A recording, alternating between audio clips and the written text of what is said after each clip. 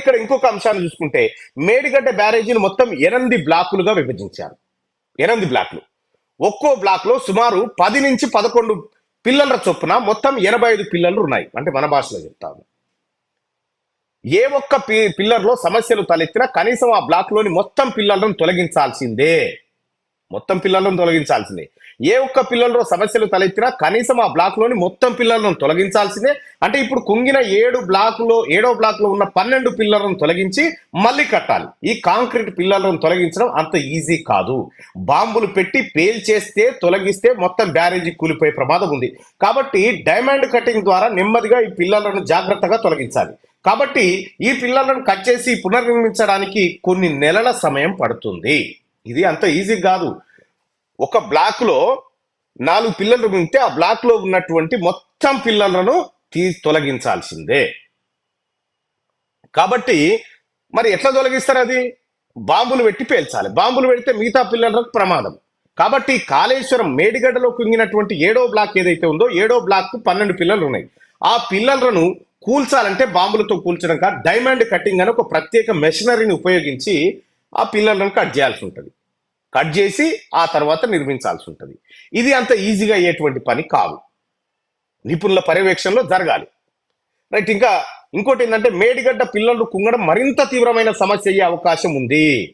ఎందుకంటే గతంలో ప్రాణహిత చేవల ఒక్క నిమిషం. ఎందుకంటే మేడిగడ్డ బ్యారేజీ కట్టిన చోట ఇసుక లోతు ఎక్కువగా ఉంది. మేడిగడ్డ కట్టిన చోట ఇసుక లోతు ఎక్కువగా ఉంది. నదీ గర్భంలో గట్టి రాయి తగిలిన దగ్గర నుంచి కాంక్రీట్ పునాదులు నిర్మించాలంటే ఖర్చు ఎక్కువైతుంది. కాబట్టి ఈ బ్యారేజీని ఇసుక పైనే నిర్మించారు. అంటే మొదటగా నదికి అడ్డంగా ఇసుక పైనే ఈ ఒడ్డు నుంచి ఆవలి ఒడ్డు వరకు 1625 మీటర్ల పొడవు, 110 మీటర్ల వెడల్పు, సుమారు 2.50 మీటర్ల మందం ఉన్న ఒక కాంక్రీట్ బేస్మెంట్, రాఫ్ట్ అని పిలుస్తారు దీన్ని, ఇది వేసిరన్నట్టు.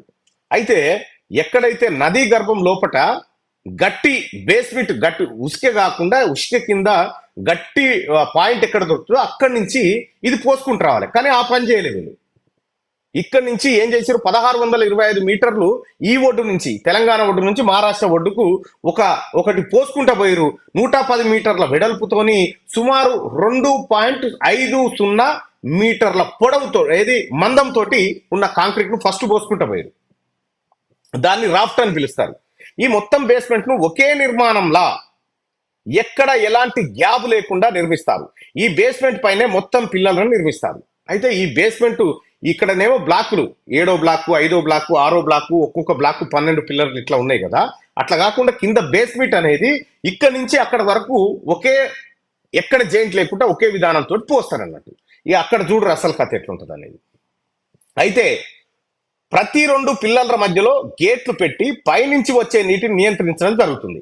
ఈ పిల్లర్ల పై నుంచి నదిని దాటడానికి ఒక రోడ్డు బ్రిడ్జ్ కూడా నిర్మించారు. అక్కడ మీరు చూస్తే కనిపిస్తుంది అక్కడ.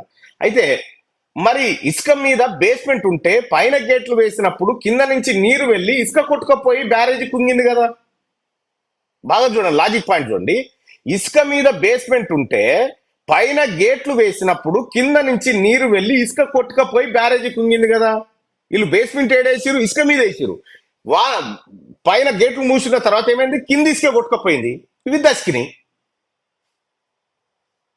ఇది జరిగింది. అయితే బ్యారేజ్ కుంగింది కదా మరి అని అనుమానం రావచ్చు. ఇలా ఇసుక కొట్టుకపోకుండా బేస్మెంట్ కు 2 వైపులా కిందికి నిట్టలు ఉన్న సుమారు 10 మీటర్ల లోతు వరకు గోడలను కడతారు. ఈ గోడలను కటాఫ్ వాల్స్ అంటారు.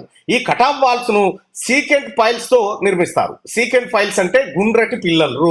ఈ సీకెంట్ పైల్స్ ను ఒకదానికి మరొకటి ఆనుకునే విధంగా నిర్మించడం ద్వారా బేస్మెంట్ కు 2 వైపులా కటాఫ్ వాల్స్ నిర్మాణం చేస్తారు.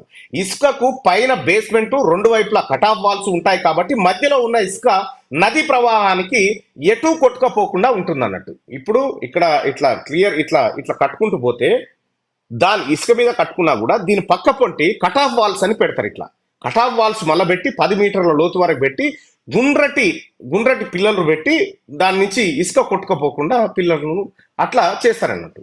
అయితే ఇక్కడ ఇంకొక విషయం ఏంటంటే మేడిగడ్డలో ఏం జరిగింది, మరి ఇట్లా చేయాలి. వాస్తవానికి మేడిగడ్డలో ఏం జరిగింది ఒకసారి చూస్తే మేడిగడ్డ నిర్మించిన బేస్మెంట్ ఒక చోట మీటరున్నర మేర కుంగింది. బేస్మెంట్ కుంగడంతో బేస్మెంట్ పైన ఉన్న 4 పిల్లలు కూడా కుంగి క్రాకులు వచ్చాయి. పిల్లలు కుంగడంతో పైన ఉన్న రోడ్ బ్రిడ్జ్ కూడా కుంగింది. మనకు మేడిగడ్డ ఫోటోలతో కుంగినట్టు కనిపిస్తా ఉంది ఈ బ్రిడ్జే. ఇక్కడే అసలు విషయం ఉంది. కుంగిన బేస్మెంట్ మొత్తం ఎలాంటి గ్యాప్ లేకుండా ఇసుకపై నిర్మించిన కట్టడం. ఇది కుంగిందంటే కేవలం ఆ 2 పిల్లలకే కాదు, ఇతర బ్లాకుల్లోని మిగతా పిల్లలకు కూడా సమస్య వ్యాపించే అవకాశాలను తోసిపుచ్చలేము. అయితే ఈ క్రాకులు మిగతా పిల్లలలో ఇప్పుడే బయట కనబడకపోవచ్చు, కానీ మిగతా పిల్లలకు కూడా అంతర్గతంగా డ్యామేజ్ అయ్యే అవకాశం ఉంది. ఈ పరిస్థితుల్లో రిపేర్లు ఒక బ్లాక్లోని పిల్లలరే కాకుండా కింద ఉన్న బేస్మెంట్ కు మరిన్ని పిల్లలకు చేయాల్సి రావచ్చు. ఇప్పుడు బ్యారేజీ రిపేర్ల సమయం మరింత పెరిగే అవకాశం ఉంది. ఇప్పుడు 7వ బ్లాక్ లో 4 పిల్లలు కుంగినాయి.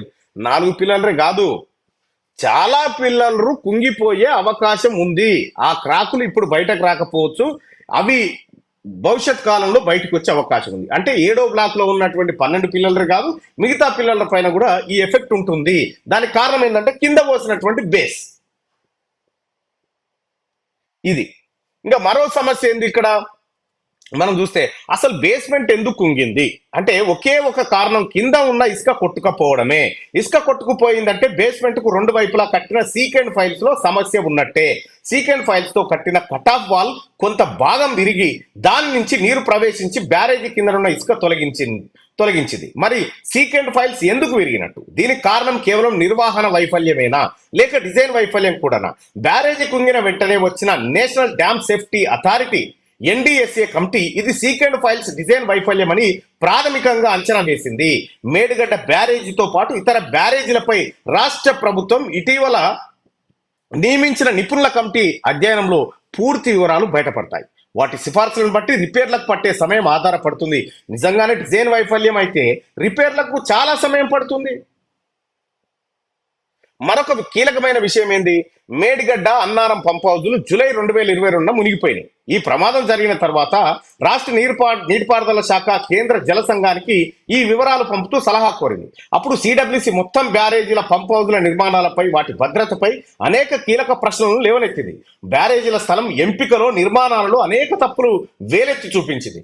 ఇదే అభిప్రాయాన్ని ప్రస్తుత ప్రభుత్వం నియమించిన నిపుణుల కమిటీ కూడా వెలిబుచ్చితే మొత్తం బ్యారేజీ భవిష్యత్తే ప్రశ్నార్థకం అవుతుంది. ఒకవేళ కేవలం రిపేర్లకే పరిమితమైన ఖర్చు తడిసి మోపడవుతుంది. కాబట్టి ప్రస్తుత సమస్య కేవలం మేడిగడ్డకే పరిమితం అనుకున్న సమస్య చాలా తీవ్రమైనది. బాగా అర్థం చేసుకోండి జరిగిన కథ ఏందో. రావణుడు చెప్తా ఉన్నాడు ఏది పడితే అదే. ఇది కుంగిన వ్యవహారం.